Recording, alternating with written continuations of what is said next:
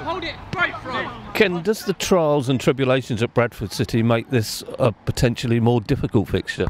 Yeah, perhaps. I mean, there's different ways you can look at it.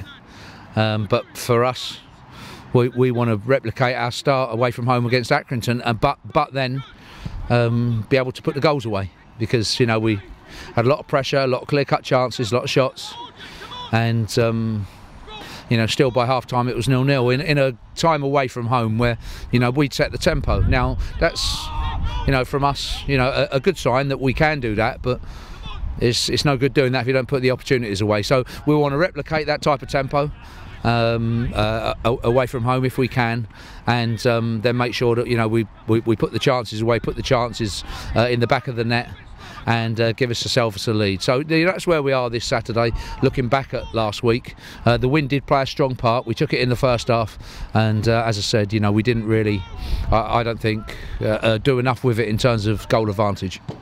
When you build up players that good, though, because it happened at Wimbledon as well, do the goals inevitably follow at some stage? Yeah, they have to. You want that to be the case, but you know, I watch people say we played well but we missed chances. You know, you don't play well if you miss chances.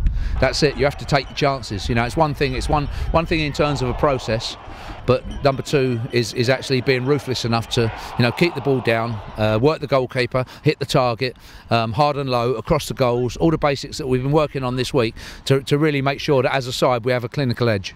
We mentioned about Gareth Evans a few weeks ago. Hadn't done a lot wrong, but he came out the side. Same with Christian Burgess and Jack Watmore. Did you just feel Jack needed that little time out? Yeah, I did. I think he's you know, first off, I've got a lot of time for him as a person, as a player, and you know, we all know about his injury problems over the last few seasons, and we want to be making sure that, you know, for him, he can play a really good amount of games this season and continue, you know, the progress of, you know, what we consider to be, you know, a very good young centre half for Christian anyway. I'm confident of all three centre halves, Burgess, Clark and Watmore, and whichever combination we have, I feel capable of winning games. Yeah, again, it speaks volumes about the squad when you can just bring somebody in like that and it's almost seamless. Yeah, and you know, we've been quite fortunate so far with injuries, and you know, any superstition aside, you do need three good centre halves.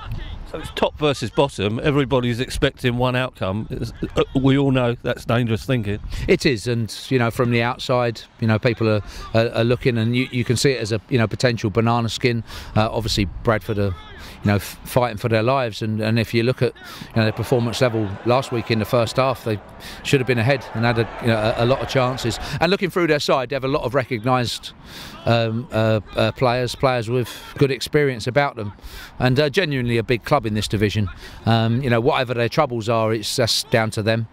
For us anyway, we have to concentrate on what we want to do this week, and as I said, you know, there's certain things from last week we want to replicate, there's certain things in the game we want to do, but also then, you know, working this week at finding a clinical edge where, you know, we can put the chances away, put ourselves into good position in games, and work towards earning the 3 points that we always want.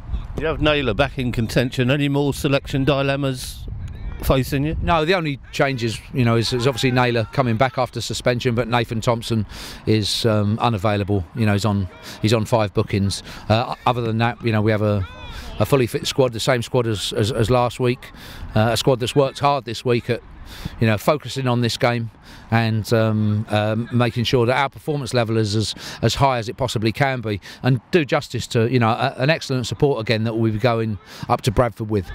As January nears, your players start to get linked all over the place.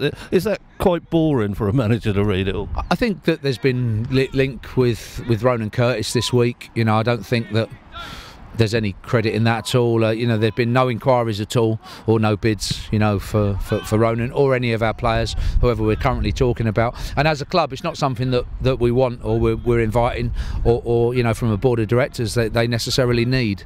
Our focus this year is doing as well as we possibly can. We're obviously in a good position, and we want to capitalise on that now. So, you know, for January, I don't think that there'll be any players really going out unless, you know, it's from our choice. Yeah. And that will be the case because, you know, we'll be mid-season. You know, can we tweak it and perhaps improve it? You know, yes, you know, you're always looking to do that, but from our own point of view, you know, we want to secure and look after and keep and build on our better players. and that's always the case. And a lot of changes mid-season can be dangerous. So we want to tweak it, we want to try to improve it if we can, but we certainly don't want to be weakening it. And also as well, if you're looking at the way the games are building up in 3 competitions, there's a really intense period between 24th of November, Scunthorpe, and then through to early January, where there's a lot of games. And for us anyway, we'd want everybody focused, fit, available,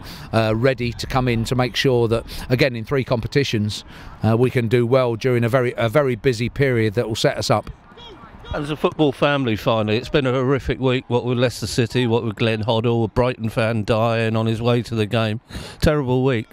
Yeah, it has. And in terms of Glenn Hoddle as a player, watched growing up, and then had the fortune early on and late in his career that I actually played against, and the signs are good that he's making a recovery. Ex-England international, ex-England manager. The events at Leicester are tragic. There is no other word to use than that. But the football world and the football family is very good at pulling together in tough times, and you've seen that over the last week.